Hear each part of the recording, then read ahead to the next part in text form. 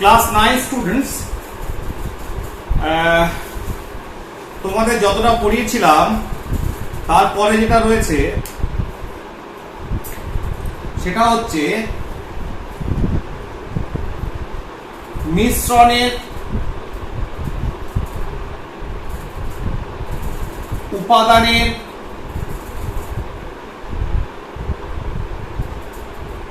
পৃথককরণ,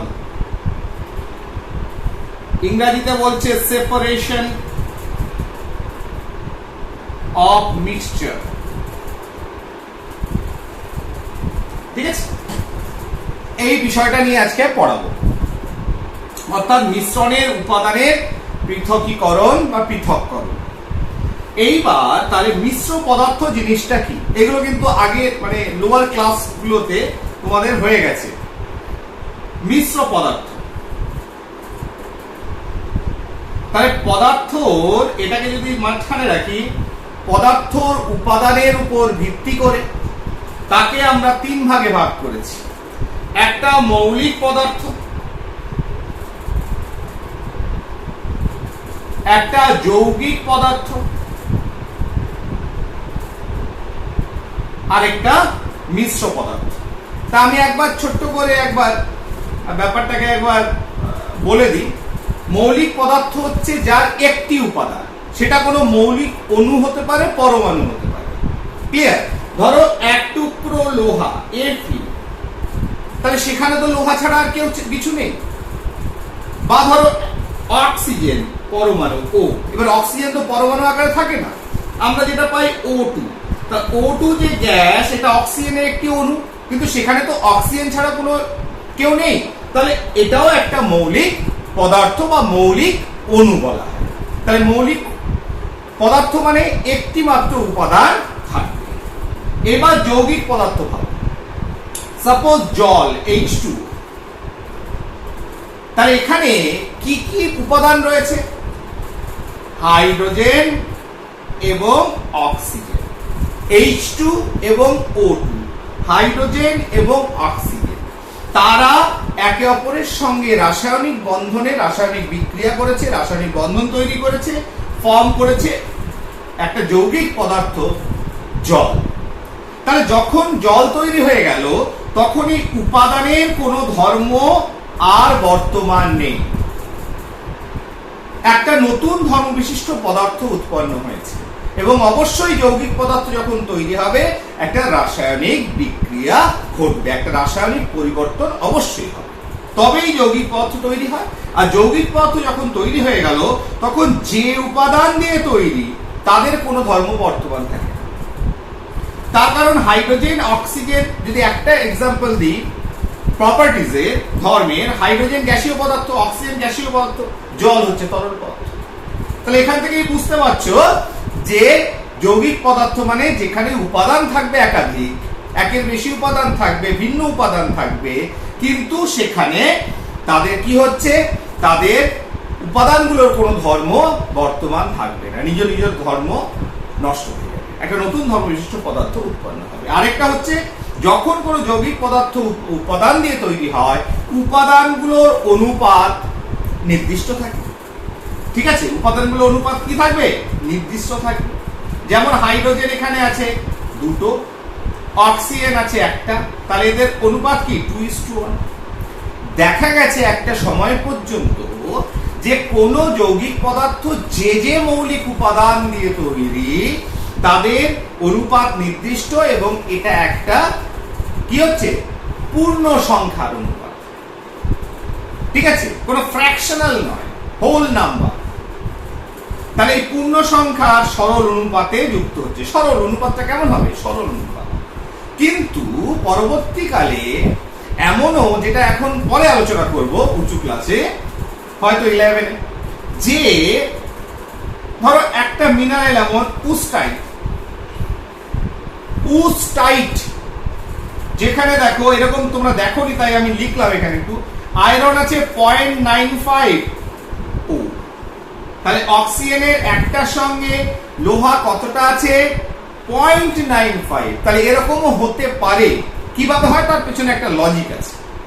ঠিক আছে, সেটা এখন ইস্যু নয়। তাহলে এইটাকে আমি মাথায় রাখবো না, কিন্তু একটা উদাহরণ হিসেবে আমি দিয়ে রাখলাম। ঠিক আছে, যৌগিক পদার্থে। তাহলে এদের অনুপাতটা এরকম সরল অনুপাত নাও হতে পারে, ফ্র্যাকশনাল হতে পারে, ভগ্নাংশে হতে পারে। ঠিক আছে, তাহলে সেরকম হতে পারে, ঠিক। কিন্তু আমরা যে যৌগিক পদার্থ দেখি সেখানে উপাদানগুলো সরল অনুপাতে যুক্ত হচ্ছে এবং উপাদানের ধর্ম বজায় থাকছে। এইবার এই দুটোকে বাদ দিয়ে দিলাম, এবার যেটা নিয়ে আলোচনা সেটাই চলে এলাম। মিশ্র পদার্থ। মিশ্র পদার্থ যে যে উপাদান দিয়ে থাকবে, ধরো এ বি সি, তিনটে উপাদান দিয়ে মিশ্র পদার্থ আছে, তিনটেরই ধর্ম বজায় থাকবে। ঠিক, তিনটেরই কি থাকবে? ধর্ম বজায় থাকবে। অর্থাৎ এ তার ধর্ম বজায় আছে, বি সি। যেমন বায়ু, এক্সাম্পল বায়ু সব থেকে ভালো উদাহরণ। তাহলে বায়ুতে নাইট্রোজেন আছে, অক্সিজেন আছে, কার্বন ডাই অক্সাইড আছে, হাইড্রোজেন আছে, নিষ্ক্রিয় গ্যাস আছে, অন্যান্য গ্যাসও মিশে থাকছে, নাইট্রোজেনে বিভিন্ন অক্সাইড মিশে থাকছে। তাহলে সবার কিন্তু ধর্ম বজায় আছে, যার জন্য আমি বায়ুতে অক্সিজেন আছে, অক্সিজেন গ্যাসটাকে ইনটেক করতে পারছি, অক্সিজেন গ্যাসটা দরকার আমি নিয়ে নিতে পারছি। যদি জলের মতো ঘটনা ঘটতো, যৌগিক পদার্থের মতো, বায়ু যদি একটা যৌগ হতো, তাহলে সেখান থেকে কি আমি অক্সিজেন নিতে পারতাম? আমি কি জলের ভেতরে ঢুকে আমি এটা এক্সপেক্ট করবো যে জলের অক্সিজেন দিয়ে তৈরি, সেই অক্সিজেনটা আমি নেবো, জলের ভিতরে থেকে যাবো? No, that is not possible. কিন্তু বায়ুতে এটা এক্সপেক্ট করতে পারি, কারণ বায়ুতে oxygen, nitrogen, hydrogen, carbon dioxide সবার ধর্ম বজায় আছে। তার মানে কি, একটা মিশ্র পদার্থ মৌলিক বা যৌগিক উপাদান দিয়ে তৈরি হতে পারে, বিভিন্ন অনুপাতে তারা থাকতে পারে, ইস্যু নাই, ঠিক না? তার মানে একটা বায়ু, সেখানে দেখো অক্সিজেন আছে, একটা মৌলিক পদার্থ, আবার একটা যৌগিক পদার্থ রয়েছে কার্বন ডাই অক্সাইড, বিভিন্ন গ্যাস আছে যৌগিক পদার্থ। তাহলে বিভিন্ন মৌলিক বা যৌগিক পদার্থ, অণু, পরমাণু বিভিন্ন একসঙ্গে মিশে একটা মিশ্র পদার্থ তৈরি করতে পারে, যেখানে প্রত্যেকটি উপাদানের ধর্ম বজায় থাকে। এইবার এই মিশ্র পদার্থ আমরা পড়েছি এর আগের ভিডিওতে, তোমাদের চ্যাপ্টারটা চলে এসছে দ্রবণ। তাহলে একটা মিশ্র পদার্থের উপাদানগুলোর যে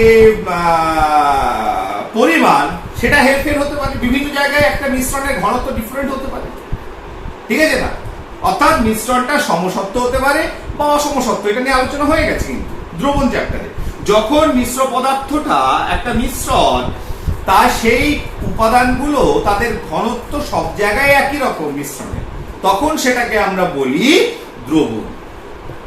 তা দ্রবণও তো একটা মিশ্র পদার্থ, দ্রবণটাও কি একটা মিশ্র পদার্থ। কিন্তু দ্রবণের ক্ষেত্রে কি, প্রত্যেকটা অংশের ধর্ম, ঘনত্ব উপাদানগুলির একই রকম, ঠিক আছে? যখন সমসত্ব মিশ্রণ হবে না, অসমসত্ব মিশ্রণ হবে, সেটা মিশ্র পদার্থ, সেটাকে দ্রবণ বলবো না। কিন্তু এরা সবাই দ্রবণ বলো, তাহলে দ্রবণটাও একটা মিশ্র পদার্থ। এইবার আমাদের আজকের যে টপিক, যে মিশ্র পদার্থ কাকে বলে, তার থেকে ইম্পর্টেন্ট হচ্ছে মিশ্র পদার্থের যে উপাদানগুলো তার পৃথকীকরণ। ক্লিয়ার? প্রথম হচ্ছে যে কোন তরলে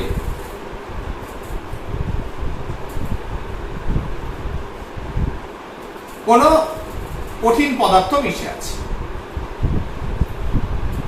ঠিক? তাহলে সেটা ফার্স্ট। তাহলে আমি কি, ধরো ঘরে জল আনা হয়েছে, জলে নোংরা মিশে আছে। এখন নয় ডিপ টিউবওয়েল, বিভিন্ন রকম জলের সিস্টেমগুলো অনেক উন্নত হয়েছে। একটা সময় ছিল যে জলের, যখন গ্রীষ্মকালে জলের প্রবলেম হতো, কুয়ো খুঁড়ে রাখতো, ছোট ছোট কুয়ো, ঠিক আছে? সেই কুয়ো থেকে জল নিয়ে আসতো, জলটা ঘোলা থাকতো।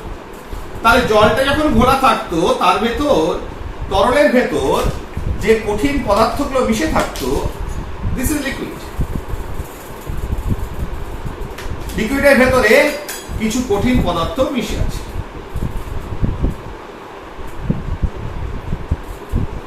এইবার এটাকে কি করা হতো, অনেকক্ষণ রেখে দেওয়া হতো।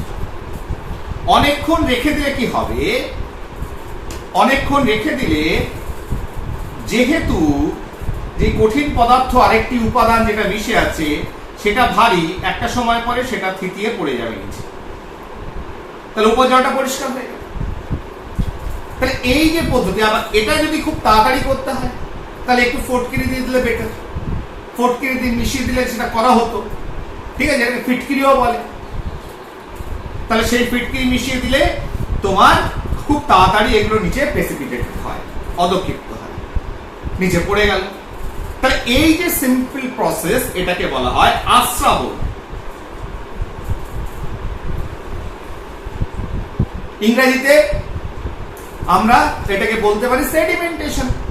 এটাও সেডিমেন্টেশন, আস্রাবণ। সেডিমেন্টেশন মানে হচ্ছে তোমার থেতানো। তাহলে থেতানো যে বড় বড় এখানে নোংরা মিশে আছে, কঠিন পদার্থ মিশে আছে, সেটা আস্তে আস্তে মিশ্রণে নিচের দিকে থিতিয়ে পড়ে গেল। গ্র্যাভিটেশনাল যে পুল রয়েছে তাকে টেনে নিচের দিকে নামিয়ে দিল, উপরে জলটা পরিষ্কার, আমি ওটাকে আলাদা করে নিলাম। তাহলে এখানে পরিষ্কার জল আলাদা হয়ে গেল, নোংরাটা নিচে পড়ে গেল। তাহলে মিশ্রণে দুটো উপাদান ছিল, নোংরা কঠিন আকারে পদার্থ আর তরল ওয়াটার। তাহলে জল আর এই কঠিন পদার্থের মিশ্রণ থেকে কঠিন পদার্থটাকে থিতিয়ে দিলাম, আলাদা হয়ে গেল, জলটা আলাদা হয়ে গেল, পৃথক করে ফেললাম। এটাকে বলা হয় আস্রাবণ। নেক্সট 2 নম্বর, এটাও যদি কঠিন আর তরল, তরলের ভিতর কঠিন থাকে, কিন্তু কঠিনটা কেমন? ছোট, স্মল, আরো সূক্ষ্ম, যে তুমি রেখে দিয়েছো।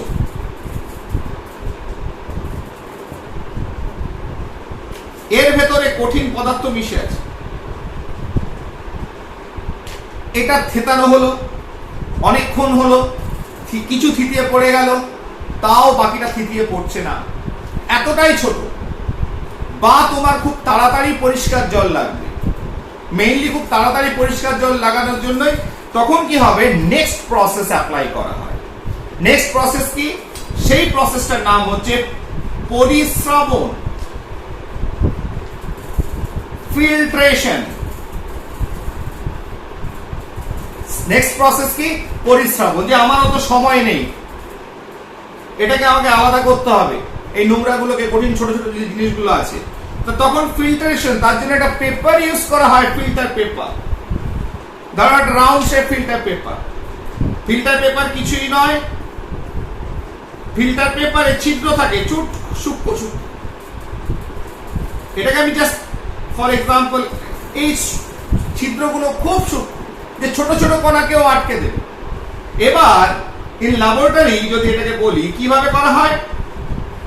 একটা ফানেল নেওয়া হয়,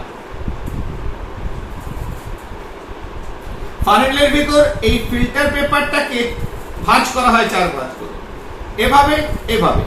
তাহলে ব্যাপারটা দাঁড়ালো এরকম, ফিল্টার পেপারটা দাঁড়ালো, সেটাকে একটু ফাঁকা করে এর ভেতর ঢুকিয়ে দেওয়া হয়। এর ভেতর ফিল্টার পেপার থেকে গেল, ওপর থেকে তরল ঢালা হবে। তাহলে তরল ঢালা হলে কি হবে, যে আমি তো নোংরা মিশে আছে, ওই যে সূক্ষ্ম সূক্ষ্ম পদার্থ যেটা থিতিয়ে পড়তে অনেকক্ষণ লাগবে, ঠিক তারা কি হবে, ফিল্টার কাগজের ভেতর দিয়ে পাস হতে পারবে না, আটকে যাবে। আর এখানে আমি বিশুদ্ধ জল পেয়ে যাব। ঠিক আছে? তাহলে এখানে বিশুদ্ধ জলটা পেলাম, তরলটা পেলাম, আর নোংরাটাকে ছেঁকে বার করে নাও। তাহলে ছাঁকনির মতো কাজ করে। তো এইভাবে ছাঁকনি ব্যবহার করে, ফিল্টার পেপার ব্যবহার করে যে পদ্ধতি, মানে এই পদ্ধতিটার নাম হচ্ছে ফিল্ট্রেশন বা পরিস্রাবণ। তাহলে প্রথমটা কিছু না, থিতিয়ে পড়লো, তারপরেরটায় একটু ফাস্ট করতে চাইছি, থিতিয়ে পড়ছে না, আরো সূক্ষ্ম, পরিস্রাবণ, ফিল্ট্রেশন পদ্ধতি। 3 নম্বর পদ্ধতি,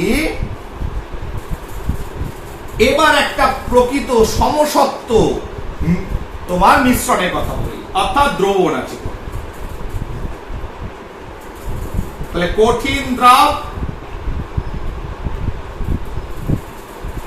তরল দ্রাবক, কঠিন তাপ আর তরল দ্রাবক একটা দ্রবণ। ঠিক আছে? তাহলে এদের আমি আলাদা করব।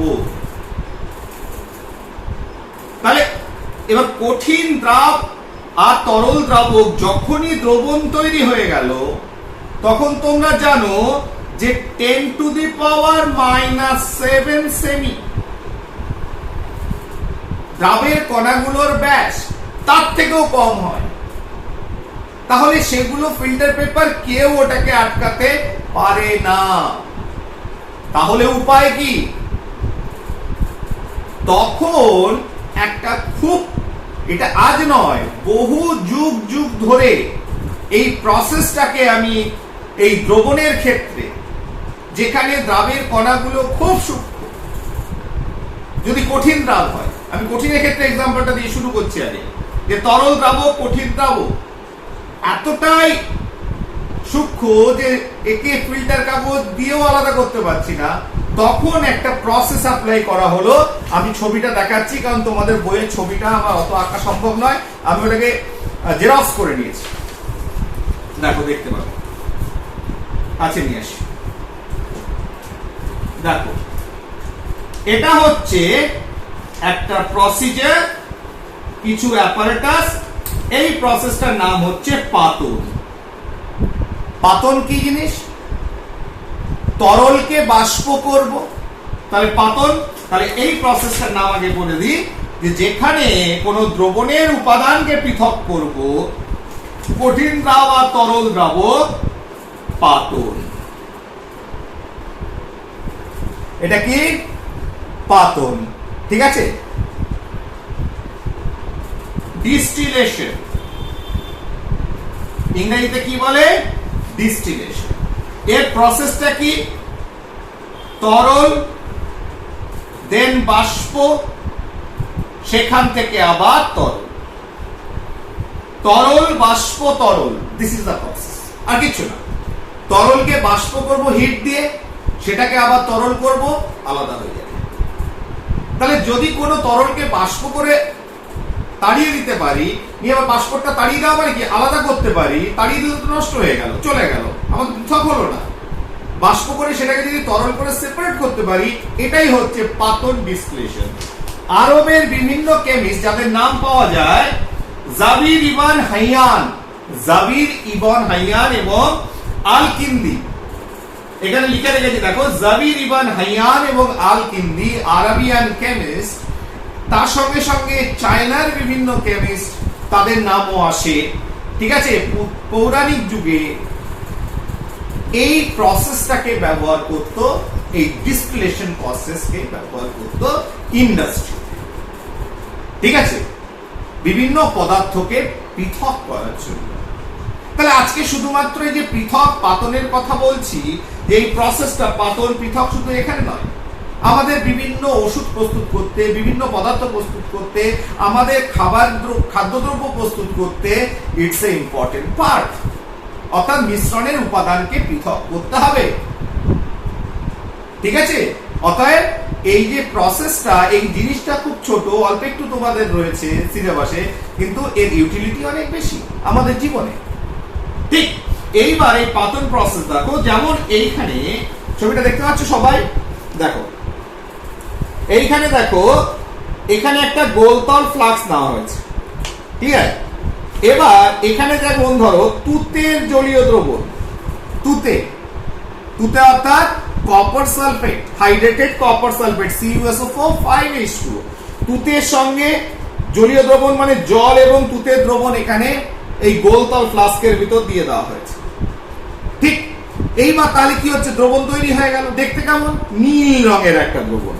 এইবার ওটাকে হিট দিলাম। হিট দিলে কি হলো? উপর থেকে জলের বাষ্প বেরোলো, বেরিয়ে এখান থেকে এলো, এখান থেকে এলো, আসার পর কি হলো?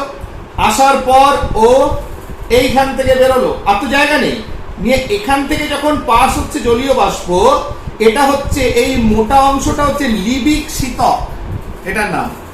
ঠিক আছে না? অর্থাৎ এটা ঠান্ডা করার জন্য। এটা কিছুই নয়, এই সরু নলটা যেটা বেরিয়ে আসছে তার চারিদিকে একটা ফাঁপা নল থাকছে, পাইপ। সেই পাইপের দুটো মুখ, ওপরে একটা নিচে একটা। ঠিক আছে। তাহলে এখান থেকে ঠান্ডা জল মেশানো হচ্ছে। তাহলে কি হচ্ছে? ভেতর থেকে যে পাইপে বাষ্পটা বেরিয়ে আসছে তার চারিদিকে যে মোটা পাইপটা রয়েছে, সেই মোটা পাইপটা ঠান্ডা, কারণ তার ভিতর ঠান্ডা জল অনবরত যাচ্ছে, ফ্লো করছে, একদিকে ঢোকানো হচ্ছে, একদিকে বার করা হচ্ছে। তাহলে এই মোটা যে নলটা, সেটা যদি ঠান্ডা জল থাকে তার ভেতর, যখন এই সরু নলটার ভেতর তো বাষ্প আসছে, বাষ্পটা ঠান্ডা হয়ে কি হচ্ছে? আবার তরলে পরিণত হচ্ছে, জলে পরিণত হচ্ছে। এইবার এখানে সংগ্রহক পাত্রে, এখানে যেমন একটা কনিক্যাল ফ্লাস্ক, গ্রাহক পাত্র, সেখানে জলটা জমা হচ্ছে। তাহলে এখানে ছিল তুতে জল, তাপ দিলাম, জলটা বাষ্প আকারে শীতকের ভেতর দিয়ে পার হলো। শীতক মানে যে এই নলটা চারিদিকটা ঠান্ডা, জল মোটা নলের ভেতর জল পাস করে এটাকে ঠান্ডা রাখছি, ফলে এখানে বাষ্প পরিণত হলো, নিয়ে এখানে গ্রাহক পাত্রে জমা হলো টক টক টক টক করে। এখানে কি জল পেলাম? পাতিত জল। এখানে কি ছিল? তুতে আর তুতের জলীয় দ্রব্য। তাহলে এখানে মিশ্রণে ছিল কপার সালফেট CuSO4 5H2O, ঠিক আছে, প্লাস ওয়াটার, আর এখানে পেলাম পাতিত জল ওয়াটার। তাহলে দেখো এখানে পড়ে থাকলো কি? আলটিমেটলি সব জলটা পাতিত হয়ে যাওয়ার পর তুতেটা পড়ে থাকবে। তাহলে মিশ্রণের পৃথকীকরণ হয়ে গেল, একদিকে তুতে একদিকে জল। এরপরে চলে আসি আরেকটা পার্ট, এই পাতনের ইউটিলিটি কিরকম? এই পাতনটা ধরো যখন দ্রাব প্লাস দ্রাবক উভয়ই তরল, উভয় কি হচ্ছে? তরল, ঠিক আছে, দেখি এক্সাম্পল, ঠিক আছে। তখন কি হবে? যে পাতন প্রসেসটা তাকে বলা হয় আংশিক পাতন।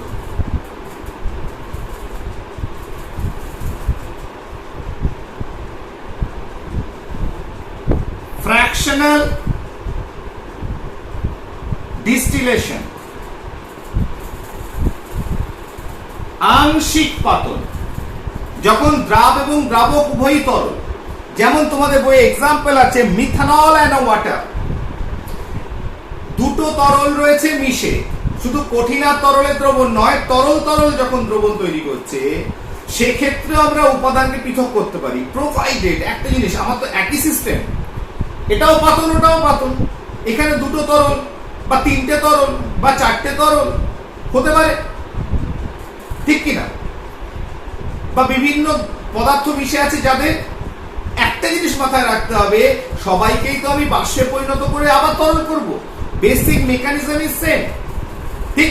গ্যাসিয়াস স্টেট দেন মানে প্রথমে আছে liquid state, then gaseous state, then liquid state, liquid gas liquid, এটাই হচ্ছে বেসিক ফান্ডা কার? পাতনের। তাহলে এক্ষেত্রে যখন একাধিক তরল মিশে থাকছে তখন কি হচ্ছে? আমাকে মাথায় রাখতে হবে পাতন তখনই করতে পারবো যখন তাদের স্ফুটনাঙ্কের একটা পার্থক্য থাকবে, ঠিক আছে? তাহলে there should be a difference, একটা সাউন্ড ডিফারেন্স, ভালো ডিফারেন্স থাকবে ইন দেয়ার বয়লিং পয়েন্ট। না হলে কি হবে? আমি তাপ দেবো, ধরো কারো ধরো 100 ডিগ্রি সেলসিয়াস, কারো ধরো 95 ডিগ্রি সেলসিয়াস, দুটো তরল মিশে আছে। তাহলে যখন আমি 95 এর কাছাকাছি টেম্পারেচার আনবো তখন তো দুটোই বাষ্প পরিণত হতে আরম্ভ করবে, তাহলে আমি দুটোকে আলাদা করবো কি করে? তাহলে এমন দুটো পদার্থকে আমরা আলাদা করতে পারি, এমন দুটো তরলকে আলাদা করতে পারবো যাদের স্ফুটনাঙ্কের একটা পার্থক্য থাকবে, সেই পার্থক্যটা একটু বেশি থাকতে হবে।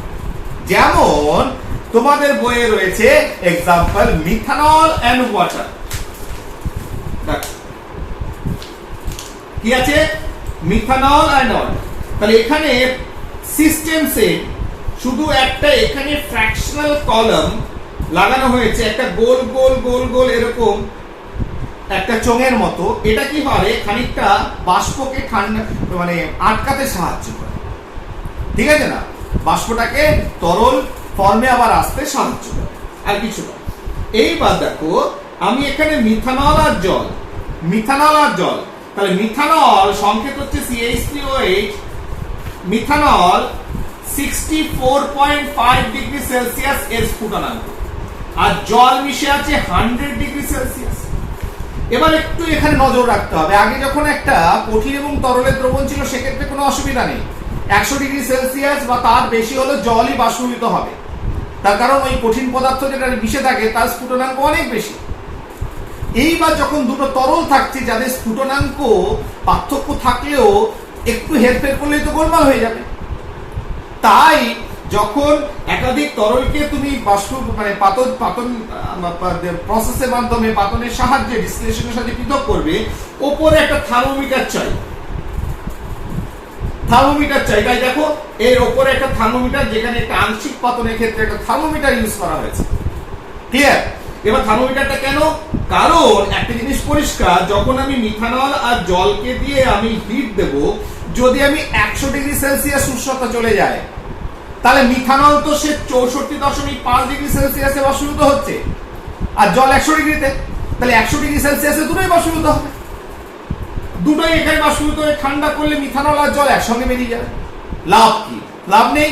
তাহলে আমার থার্মোমিটার এখানে খুব ইম্পর্টেন্ট পার্ট, কারণ যখন 64.5 ডিগ্রি সেলসিয়াসে মিথানল বাষ্পীভূত হচ্ছে তখন এখানে মিথানল আর জল দিলাম, নিয়ে টেম্পারেচারটা উপরে যে বাষ্পটা বের হচ্ছে এটাকে নজর রাখতে হবে যেন এই টেম্পারেচার এর বাইরে বেশি পার না হয়ে যায়, কারণ এটা যদি টেম্পারেচারটা 100 এর কাছাকাছি চলে যায় জলের বাষ্প হতে আরম্ভ করবে।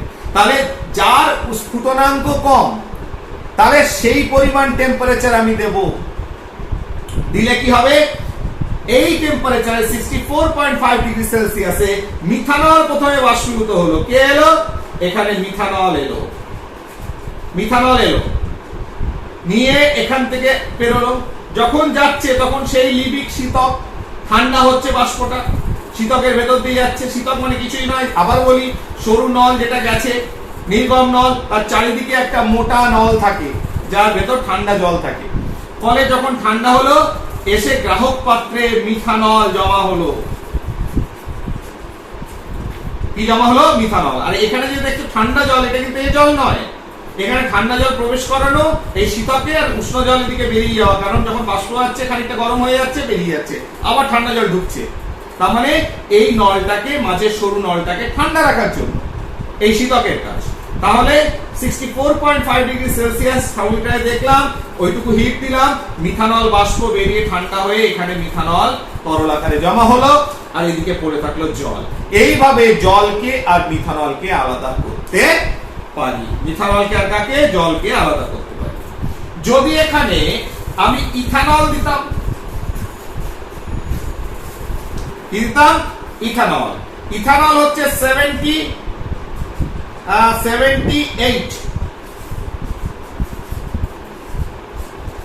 78.2 78.2 ডিগ্রি সেলসিয়াস ইথানল। তাহলে কি হতো? ইথানল দিলে আর জল দিলে, তাহলে আমি এখানে টেম্পারেচার দেখতাম কত? 78.2, এই কাছাকাছি রাখতাম।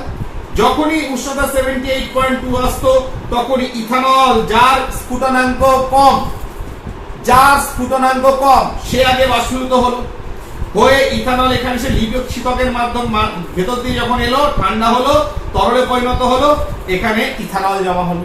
তাহলে এইভাবে ওই টেম্পারেচারটাকে ধরে রেখে দিলে আস্তে আস্তে আস্তে আস্তে ইথানল বাষ্পীভূত হয়ে ঠান্ডা হয়ে তরল হয়ে আলাদা হয়ে যাবে, জল এবং ইথানল আলাদা হয়ে যাবে।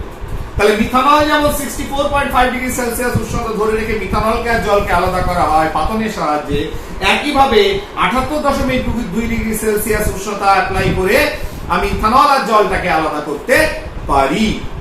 ঠিক আছে? কোন কোন বইয়ে ইথানলের এক্সাম্পলও থাকে, সেই জন্য এটা বলে দিলাম। ঠিক আছে? তাহলে যখন তুমি দুটো তরলকে আলাদা করছো, স্ফুটনাঙ্ক যাদের পার্থক্য রয়েছে কিন্তু কাছাকাছি, সেক্ষেত্রে থার্মোমিটার ব্যবহার অবশ্যই মাস্ট, না হলে টেম্পারেচার কন্ট্রোল করতে পারবে না, সবাই অসুস্থ হয়ে যাবে। তাহলে আলাদা করবে কি করা সম্ভব না। ঠিক, ফাইন। এরপরে এর একটা ইন্ডাস্ট্রিয়াল ইউটিলিটি যেটা আছে তোমাদের বইতে দেখবে, সেটা ব্যবহারিক প্রয়োগ, সেটা হচ্ছে পেট্রোলিয়ামের কথা। পেট্রোলিয়াম, দেখো পেট্রোলিয়াম, দেখো এটা একটা ডিস্টিলেশন কলাম, লম্বা। এখানে আমি তোমার পেট্রোলিয়াম, যেটা খনিজ তেল, ক্রুড অয়েল, দেখবে ট্যাঙ্কারে করে যায়, কালো রঙের একটা মিশ্র পদার্থ, সেই ক্রুড অয়েলটাকে পেট্রোলিয়াম খনি থেকে যেটা তোলা হয় সেটাকে এখানে পাস করাচ্ছ, করে এই কলামের ভেতর রাখছো। ঠিক আছে? এই কলামটার ভেতরে, ফার্নেসটার ভেতরে বিভিন্ন উপর থেকে নিচে বিভিন্ন পর্যায়ে এদের ভিন্ন উষ্ণতা বর্তমান। কি বর্তমান? ভিন্ন উষ্ণতা বর্তমান। তাহলে এই খনিজ তেল একটা মিশ্রণ, পেট্রোলিয়াম যেটা ক্রুড অয়েল সেটা একটা মিশ্র পদার্থ, যেখানে বিভিন্ন মিশ্রণ রয়েছে, তাকে এই আংশিক পাতনের সাহায্যে আমি আলাদা করতে পারি। যেমন এই মিশ্র পদার্থে খুব কম 25 ডিগ্রি সেলসিয়াসে সবার উপরে, যেখানে উষ্ণতা কম, এই কলামে নিচের দিক থেকে তোমার ফার্নেসে গরম করা হয়, গরম করলে কি হয়, গরম করলে নিচের উষ্ণতা অনেক বেশি থাকে, নিয়ার অ্যাবাউট 400 ডিগ্রি সেলসিয়াস এবং তার বেশি, আর উপর দিকে তোমার থাকে 25 ডিগ্রি সেলসিয়াস পর্যন্ত। এই কারণে তাহলে এবার 25 ডিগ্রি সেলসিয়াসে এখানে কি হয়, ছোট ছোট পাত্র থাকে, পাত্রর নিচে সেইভাবেই শীতক লাগানো থাকে, ঠিক? তাহলে ওখানে কি হয়, 25 ডিগ্রি সেলসিয়াসে পেট্রোলিয়াম গ্যাস, যদি এটা করার দরকার নেই, এখান থেকে গ্যাসগুলো বেরিয়ে পালিয়ে যায়। তাহলে উপর থেকে পেট্রোলিয়াম গ্যাস 25 ডিগ্রি সেলসিয়াস উষ্ণতায় আমি পেয়ে যাচ্ছি, ঠিক আছে? যেখানে তোমার এলপিজি রয়েছে এবং একদম খুব পারমাণবিক গুরুত্ব, খুব কম পারমাণবিক গুরুত্বযুক্ত জৈব যৌগগুলো এখানে বর্তমান থাকে, যেখানে কার্বন যার একটাও থাকতে পারে, দুটো থাকতে পারে, তিনটে কিংবা চারটে কার্বন থাকতে পারে সর্বাধিক। সেটা আমাদের এখনো ভাববার বিষয় নয় যে এদের মলিকুলার ওয়েট কেমন থাকে। তাহলে এখানে আমি পেট্রোলিয়াম গ্যাস পেয়ে যাই। পেট্রোলিয়াম গ্যাসটা তোমার কি হয়, পেট্রোলিয়াম গ্যাসটা তোমার এলপিজি, সিএনজি, বিভিন্ন আমাদের হাউস হোল্ডে বিভিন্ন মানে তোমার জ্বালানির কাজে এবং ইন্ডাস্ট্রিতে কাজে লাগছে। টেম্পারেচার আরেকটু যখন বেশি হবে, সেই জায়গায় আমি পেট্রোলিয়াম ইথার পাই। তার থেকে আরেকটু বেশিতে 80 টু 170 ডিগ্রি সেলসিয়াসে পাতিত হয়ে যেটা আলাদা হয়ে যায়, সেটা হচ্ছে পেট্রোল বা গ্যাসোলিন, ঠিক? তার নিচে দেখো আরেকটু টেম্পারেচার যেখানে বেশি, সেখানে পাতিত হয়ে আলাদা হয়ে যাচ্ছে তরল আকারে কেরোসিন তেল। তার নিচে দেখো ডিজেল 250 থেকে 300, তার নিচে ফুয়েল অয়েল। ফুয়েল অয়েলের ভেতরে 350 থেকে 400 ডিগ্রি সেলসিয়াস, এটাকে আবার কয়েকটা ভাগে ভাগ করা থাকে। এখানে যেটুকু ভাগ আছে সেটুকু বলছি, আরো কিছু ভাগ থাকে। তার মানে এইটাই কি পেট্রোলিয়ামের খনি থেকে পাওয়া ক্রুড অয়েলকে এই ছবিটা দিয়েই কি আলাদা করা হয় এরকমই দেখতে? না, বিভিন্ন কোম্পানি, বিভিন্ন ইন্ডাস্ট্রিতে বিভিন্ন ভাবে তোমার সেটা দেখতে বিভিন্ন ধরনের হয়, কিন্তু নীতিটা একই। উপর দিকে টেম্পারেচার কম, যেখানে পেট্রোলিয়াম গ্যাস, তারপরে টেম্পারেচার আস্তে আস্তে বাড়ে, পেট্রোলিয়াম ইথার, গ্যাসোলিন, কেরোসিন তেল, ডিজেল, ফুয়েল অয়েল, যার ভিতরে লুব্রিকেটিং অয়েল আছে, ঠিক আছে, গ্রিস, ঠিক আছে, পেট্রোলিয়াম জেলি, এগুলো রয়েছে, এগুলো বেরিয়ে যায়।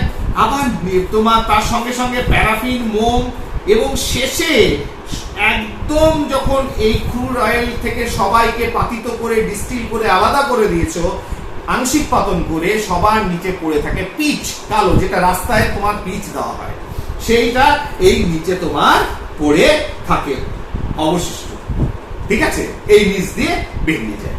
তাহলে এটা হচ্ছে পেট্রোলিয়ামের আংশিক পাতন এবং তার থেকে উৎপন্ন বিভিন্ন পদার্থ, পেট্রোল, ডিজেল, কেরোসিন ইত্যাদি ইত্যাদি, সেগুলো আমরা কি করে পাই সেটা বলা হলো। অর্থাৎ এটাই আংশিক পাতনের ব্যবহারিক প্রয়োগ। ক্লিয়ার? আরেকটা রয়েছে, তাহলে পাতন নিয়ে একটু বেশ, যেহেতু খুব ইন্টারেস্টিং এবং খুব ইম্পর্টেন্ট পার্ট, তাই একটু বেশি বলা হলো। আরেকটা রয়েছে, সেটা হচ্ছে কি রয়েছে, সেপারেটরি বা বিওজি বা সেপারেটরি ফানেল। এটা খানিকটা বিটের মতো দেখতে, সরি, এখানে একটা চাবি থাকে, আরো সরু হয়, হ্যাঁ,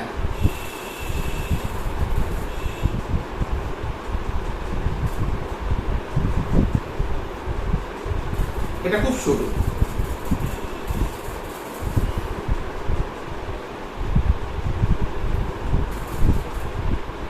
ঠিক? এখানে একটা চাবি রয়েছে,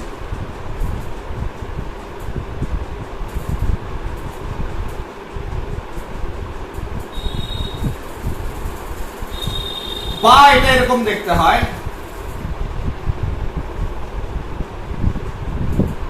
নিচটা একই রকম, এখানে একটা চাবি রয়েছে, লম্বাটে হয়, চোঙাকৃতি, কিংবা এরকম গোল হয়।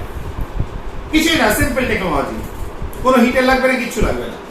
দুটি তরল একে অপরের সঙ্গে মেশেনি, এক্সাম্পল জল প্লাস পেট্রোল। পেট্রোল একটা জৈব পদার্থ, এটা একটা অজৈব পদার্থ, জল আর পেট্রোল। তাহলে দুটো তরল একে অপরের সঙ্গে মেশেনি, তাকে এখানে ঢেলে দাও। তাহলে এখানে যদি আমি জল আর পেট্রোল ঢালি, তাহলে কি হবে?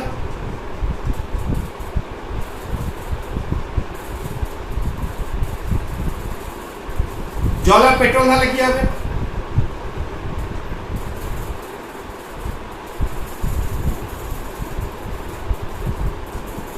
পেট্রোল আর নিচে আছে জল। তাহলে এই গ্রিন পার্ট হচ্ছে পেট্রোল, জলের উপর পেট্রোল হালকা, জলের উপর ভাসে, একে অপরের সঙ্গে মেশেন দুটো তরল। এইবার এই চাবিটাকে খুললাম, চাবিটাকে খুললে আস্তে করে খোলো, স্লোলি এখানে জল বেরিয়ে এলো। তাহলে জল বেরোলে কি হবে? জল যখন বেরোচ্ছে, জল নিচের দিকে পড়ছে, নিচের দিকে পড়ে এখানে জল জমা হচ্ছে, আর পেট্রোল তখন নিচের দিকে নামছে। খুব আস্তে আস্তে করছো, কারণ এখানে ড্রপ আকারে পড়তে পারে। চাবিটা হালকা খুলেছো, জলটা পড়ছে, পেট্রোল নামছে, পেট্রোল আরো নামলো, আরো পেট্রোল নেমে গেল। নেমে যখন পেট্রোলটা এইখানে চলে এলো, তখন এই নবটাকে বন্ধ করে দিল। তাহলে কি হলো? এই জলটা বেরিয়ে চলে গেল এখানে, এখানে জল থেকে গেল। বিওজি ফানেলের ভেতর যেটা হালকা ওপরে ছিল সেটা থেকে গেল, বাস ফাইন। সেপারেটিং ফানেল আর কিছু না। পরীক্ষাগারে বিভিন্ন সময় আমরা ইউজ করে থাকি সেপারেটিং ফানেল, দরকার পড়লে। ঢেলে দাও মিক্সচার, যেটা উপরে ভাসবে থাকবে। এবার এখানে সুইচটা, নবটাকে খোলো হালকা করে, টপ টপ করে। যে নিচের পদার্থটা, যার ঘনত্ব বেশি, ভারী বেশি, সে নিচের দিকে টপ টপ টপ টপ করে পড়ে গেল। আস্তে আস্তে উপরেরটা নামতে আরম্ভ করলে, করার পর যখন দেখবে উপরের অংশটা প্রায় চাবির কাছে চলে এসছে, বন্ধ করে দাও চাবিটাকে। তাহলে এটা আর এটা পৃথক হয়ে গেল। তাহলে এটা বিওজি ফানেল বা সেপারেটিং ফানেল দিয়ে দুটো তরল যারা একে অপরের সঙ্গে মেশে না, এই ধরনের তরলকে পৃথক করার পদ্ধতি। ক্লিয়ার? তাহলে আমাদের তোমাদের বইয়ে এই পর্যন্ত আমরা পড়ে ফেললাম। ঠিক আছে, ফাইন। নেক্সট আমরা যেটা আছে সেটা নিয়ে আলোচনা করব এর পরের ক্লাসে। Thank you.